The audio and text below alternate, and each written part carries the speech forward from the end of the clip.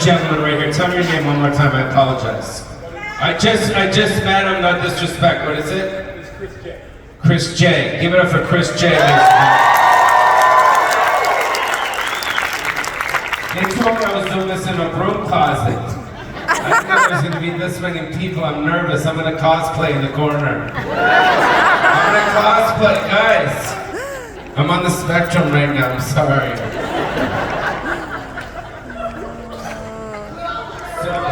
So the rest of the cast from Encino Man couldn't show up. Yeah. Brendan Fraser's trying to lose weight. Sean Astin's doing some sort of a biopic about, was he in The Lord of the Rings or something? Yeah, he's doing a biopic, and I'm doing the role of Richard Simmons. Of course, it's only in my head. In my head, I'm going to do the role. I don't want to take your microphone. There's your microphone. What? So, I know we've got quite a bit of questions. Since I'm a stand-up comic, I'm going to work the room a little. Is that cool? Oh, go for it.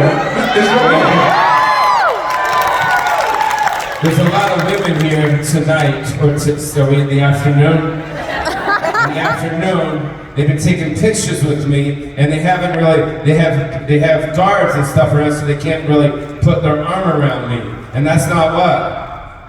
That's not cool. See, the babes are getting pissed. When they take a picture with me, they want to what? Touch my body. No, this kid, we can't do that. Anyways. Thank you guys for coming. I think they need to dim the lights. Dim the lights and serve some alcohol so we can do some stand-up comedy. You know what I'm saying? Give it up for Chris J, ladies and gentlemen. Chris J, who's doing sweet. Okay, so how does this work? I believe there's a 2-drink minimum. No, no. No, it doesn't work. You can stand up, right? Okay. Stand up. So how this works is You ask me questions or they ask me questions? So I'm going to kick it off with maybe a question, and these beautiful people who've been waiting to see you a very long time, they're going to ask you the questions. Okay, so you start with the questions they ask, and then I ask. Yes, I'm going to start with one question. I'm on the spectrum, bro. Serious. I got you. Cool. So I will say, y'all kind of know what it is, what's going on with it, so let's kind of keep our questions general. Or if you want to be sneaky, just phrase it in a way that won't get us in trouble. Okay. So, my question is, Mr. Shore, what made you want to get into comedy? Nothing made me want to get into comedy. Comedy made me want to get into comedy. Which is why I still do comedy to this day. Which is why that's the thing about life, you guys. People always ask me, they're always like, what is it that you want to do? People are always like, I don't know what to do in my life. I was fortunate enough to find comedy at a very young age, and it's in me. You know what I mean? So it like gets me out of bed every day. You know, thank God for the internet, because on the internet you can do whatever you want. It's not about the money, it's about creating stuff. So comedy is in my blood. You know, it's like in my blood. I can't. It's like almost, you really see that movie, The Exorcist? It's like inside of me, and I gotta get it out. You know, I think like, you know what I'm saying? Like it's literally inside of me. So I always like to mess around. Very much like my father. My father was a comedian as well, Sammy Shore, the late great Sammy Shore. The older I get, the more I resemble him, the more I kind of feel like I'm him, because he always did shtick, and he always messed with people. You go into Starbucks and he just starts messing with people. You know what I mean? Everywhere you go, you're just constantly goofing off. So I just love to make people happy, and when I make people happy, I'm happy. So Pauly Shore is comedy. It's comedy. That's right. It's funny because when I do die, because unfortunately we are going to die, I want to put that on my grave. All he cared about was comedy. Okay, let's... Wait, do they have a budget for some waters up here? There was a Dr. Pepper. I'll just, is there a bottle of water or anything? No? Shame. Okay, so you have a question. And this is working? Okay, hi, I'm Kenzie, and I was wondering if you were going to be a lead in any movie besides your own, which movie would you choose? If I was going to be a lead in any movie besides my own, what would it choose? Yes. It's making him cry. He's tearing up over here. Something dramatic. I mean, that's really what's inside of me. I want to do. No, for real. You think I'm messing around? Go to my YouTube, watch a short I did called Sin City Psycho, and you can see that I do dramatic stuff. I actually started acting before doing stand-up. But to answer your question, I'd have to say anything that's dramatic, that's Sean Penn or De Niro or any of those guys did, you know, when they were my age. Because they're older than me. So I would like to do like Dead Weasel Walking or something. Dead Weasel Walking! Thank you. What's your name? Get her for Liam. He brought us up some water too. Yeah, I like to do something dramatic. So if you're on the internet and you tag in producers, just say, yo, Pauly wants to do something unexpected. Let's do that. So that'd be cool. A lot of comics did it. Eddie Murphy did it. Robin Williams did it. Jim Carrey did it. You know, and I'm a better actor than all of them, which is why people already know. So Pauly, I'll take on any of those actors and just roll the camera and see what happens. So Pauly, where can we find you on YouTube or your social? Just YouTube, Pauly Shore. Yeah. Next question. And I'm trying to convince Richard Simmons. Yeah. I saw If you that. haven't followed what's going on, if you just Google Pauly Shore plays Richard Simmons. Yeah. He's crying again. Anyways, I'm trying to play the role of Richard Simmons. Yeah. How cool would that be? Come on, girls, get it together!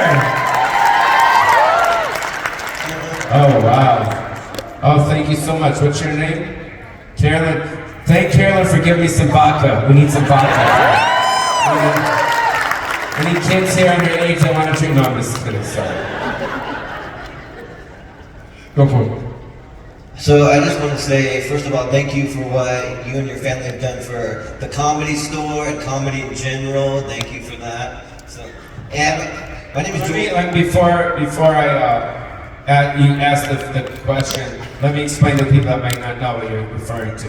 So my mom and dad started the Comedy Store on Sunset Boulevard in the early 1970s. If you're not familiar with the Comedy Store, it's kind of like the Emerald City for comedians. It's where all the comedians, the dreamers, they go and they work their way up. And my mom was kind of like the Mother Teresa of comedy. So she helped out the younger comedians when they got off the bus.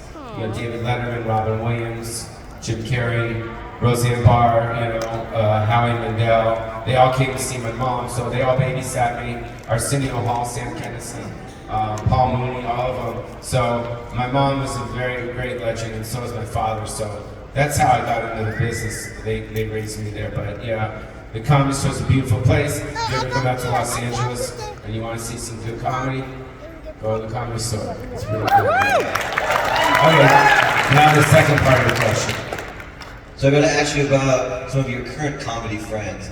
So Eric Griffin, Bobby Lee, what are your thoughts? And do you have any cool or crazy stories involving those guys? Well, Eric Griffin and I just became closer when I did the movie Guest House. So I don't know if you guys saw Guest House. Yeah, it's on Netflix right now. I play a guy that won't leave the guest house. It's a pretty cool comedy. And Eric is very similar to a lot of people when it comes to me. He thought I was a certain way, and then once we started working together, he's like, no, I'm a nice person, and I can't. Well, you know, because people see people and they think a certain way, and then they get to hang out with them and they see they're nice. So I'm a nice person. He got to see that, and I created a very nice relationship with him. Regarding anything funny, I don't know. I think just watch the movie, because when the cameras were rolling on me and Eric, especially like at the scene where he arrests the kid and me and him goof off, I just really like his comedy. I like being around people that make me laugh, just like you people do. And then as far as Bobby Lee, I'm just proud of him. You know, I'm very proud of Bobby Lee. I discovered him. He opened for me for many years, and now he's got his podcast, and I'm opening for him. So let's hope him on the way. Yes. Please tell us your question. Those are cool ears. Thank you. My question survive a horror movie? It would kill me the first second. There he is, get him, good. I was in one horror movie, I think. Was it Phantom of the Mall? Eric's Revenge? Okay, that was the name of it, okay. I thought it was called Phantom of the Mall, Eric's Revenge. Yeah, so yeah, that was pretty cool. I don't know, I would do a horror movie, but surviving one, I don't know. It depends what the producer wants to do. What would the name of that be? The what? What would the title of that movie be? I don't know, man. Next question. Hello. When I was younger, Encino Man was one of my pivotal movies, and I was trying to figure out how you make the noise, and I cannot figure it out. You guys want to hear the weasel noise? Well, the thing is with me when I do the noise, I don't like when people look at me because it makes me nervous. So I'll do the noise if you guys turn your heads to the back.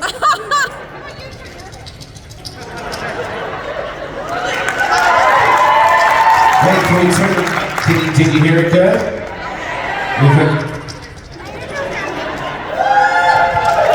The weasel is in the building. Then when it goes like this, the weasel. Bye. And then it goes Chinese. We were filming, and there was they had the camera facing it was the hallway, and I knew I was to come out and say something like to Rebecca, who was down the hallway, da da da da da, and I knew we got it, and I'm like, yo, to the director, why are you walking up? It's the best part. That's okay, that's okay. She stays, you go, get the hell out of here.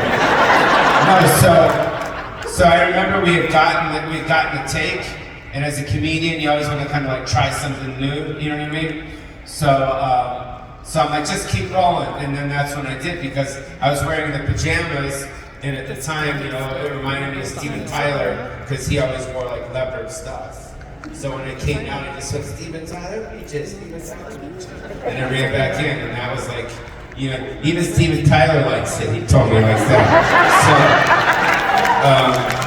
So yeah, it's weird. You know what's so weird, you guys? Is that I did all these movies, and I didn't think that they're gonna stick as hard as they have. I put my heart, and I put my soul, and I put my work into everything that I did in all these films. I know I do it for around a lot, but when I'm working, I'm focused, and I'm so happy that whatever I did back then has stuck and has touched you guys so much. It really means a lot to me. It's crazy to me. It's true.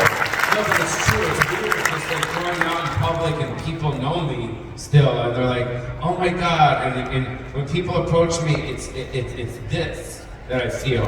I feel this because this touched my work and my comedy had touched you right here, and I feel it.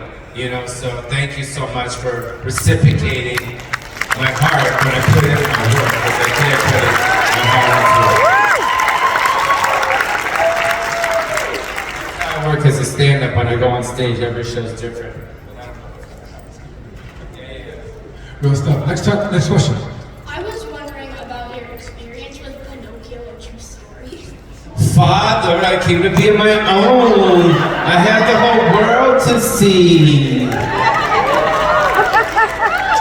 It was funny because that again was just it was an email from the studio, and they wanted me to play the Pinocchio, and I was like, "There's no way. This is a typo. This is not Pauly Shore playing Pinocchio. It doesn't make sense. It's probably his best friend or the villain or something." Like, no, it's Pinocchio. Oh my God! And I'm like, I don't want to screw this up. So I saw the Pinocchio. And when I saw the boy as Pinocchio, I just kind of created whatever it is that I created, and for some reason it went viral because I guess they thought that I was trying to make Pinocchio gay or something. And I wasn't. It just turned out that way. That's how I felt. So all of a sudden it went viral, like Pinocchio's gay. Like, all right, that's cool. But before I did it, I wasn't like, oh, I'm gonna make him, gay. I was like, I'm just gonna do it how I feel, and then my voice had that cadence, and that was cool. So I was happy that the LGBT community loved it.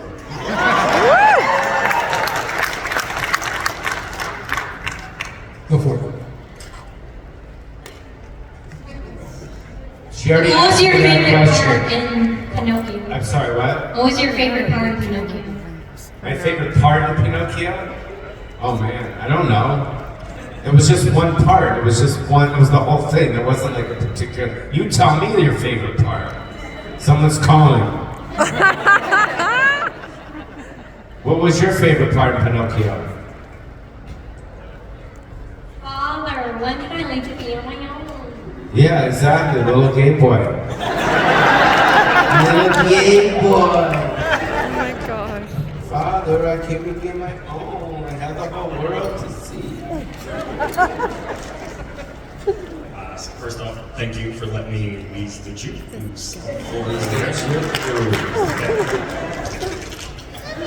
Here's a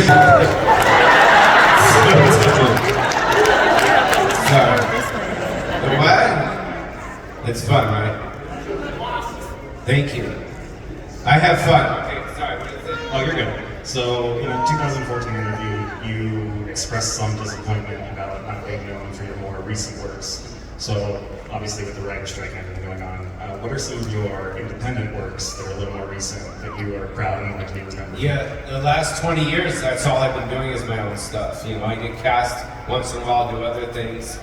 But, you know, this is a different business now. You gotta learn to write, produce, direct, act, edit, you know, graphics, mix, you know, color, everything. So I started doing that 20 years ago when I did Pauly Is Dead.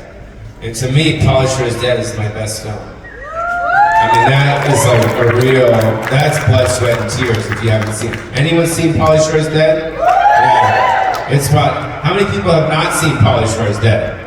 Yeah, go on YouTube, it's there for free. It's my best movie.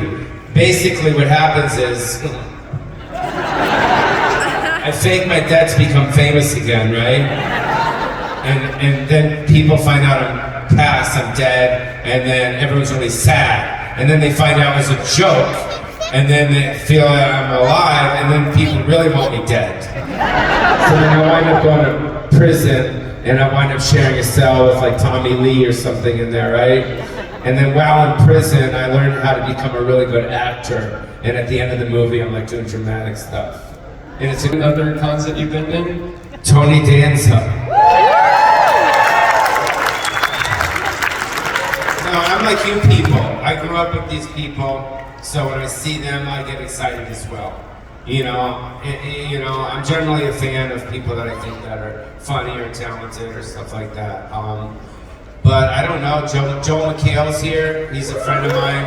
Mario Lopez is here. He's a good dude. I don't know, you know, it's nice to be here. It's nice to be here. I haven't been doing these for years, just the last couple of years.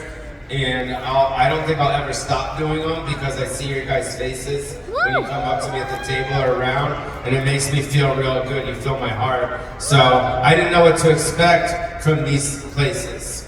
You know what I mean? With Comic-Cons and all this stuff. I heard about them, but I didn't know what it was like. So I really enjoy it. So. We have about time for about 2 more questions. And then I gotta call my doctor in Beverly Hills because I'm transitioning, so he's supposed to tell me my blood test as I get my new hormones injected in me. Go on.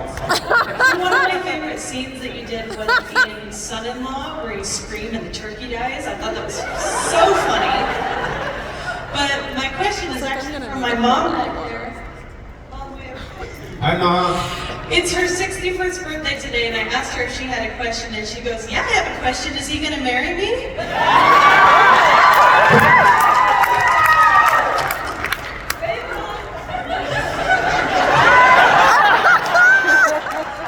Do you have friends? Because it's Utah. It's multiple here, right? As long as you got 3 or 4 other babes, and we'll settle up on the side of the prairie there, babe. You can bring these big. You can bake me some bread. You wear your bonnet. You can put the cell phones outside. You can watch VHS copies of the older films. And you can read to me at night and pop my toes and say everything's gonna be okay, Weasel. Listen to this guy, dude. He fell. Yo, you help the guy out. What the hell? You guys just gotta. You're okay. Sorry. All right. These are my two daughters right here, and the Goofy movie is the main reason they went to college. So I wanted to tell you thank you. Yes! Also, what was it like to work with Powerline, Goofy, and all? Yes! What's your favorite Powerline song? The Power song? She said the Goofy movie was Yes. amazing. Okay, so what was your favorite? Kids love the Goofy movie. And then what was my favorite what? I was just teasing. Your favorite Powerline song? But we can skip it. Power What about? Yes. From the Goofy movie, the Power Line. Oh, the Power Line song. Kevin Campbell. What's your favorite munchie snack? Oh my, okay, that's more simple.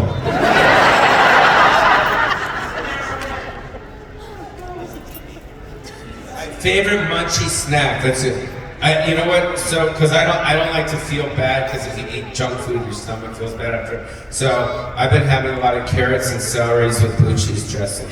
That's pretty good. You know what I mean? He wants to ask me something. Peanut. I'm actually asking a question on behalf of my stepbrother who couldn't be here. He wanted to know if you remembered a little boy who was too short to reach the urinals in a public restroom that had to be held up when you came in and you were smoking a cigarette at the urinal. And he wanted to say that's what made him want to be like you.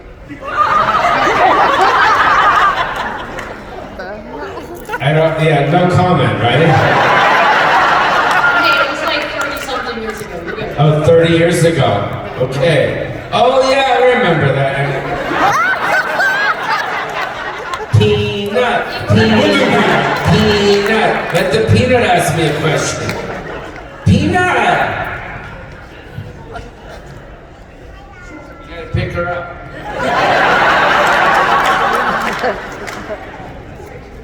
What was your favorite part of Bible? Oh. God, you know what? Before I did that particular film, I said to myself, I want to be just nuts. Because you have to create whatever it is that you're going to do before you do it. And I'm like, I'm just going to be like, if Beavis and Butthead was like a live action, I was going to be like that, just like dumb and just silly and da da da da. So every scene in Biodome was just fun. Because I just dove into that. When the director said action, I locked into that. You know what I mean? So there isn't, you could start with the part where I hit Steven on the head with the book at the beginning. You get the free mahi mahi part, you know what I mean? All of that, where he chew my toenail scene, all the way till we get accidentally stuck in the Biodome. To, I don't know, there's so many parts, the oxygen scene with the duckbill platypus. It was just one song. The whole thing was just one song, the whole thing was just fun. Yeah, so.